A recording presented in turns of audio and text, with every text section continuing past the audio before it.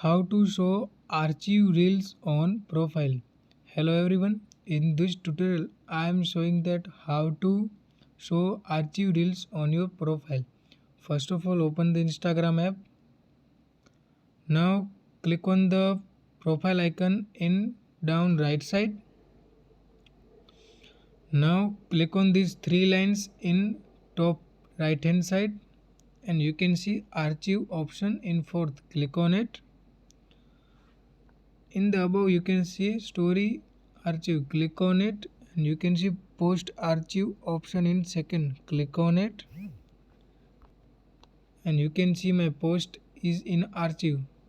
I want to show this post on my profile. Now click on it. Now click on these three lines and click on show on profile. That's it. Now you can see my post was on my profile. Thanks for watching. Follow for more such helpful videos.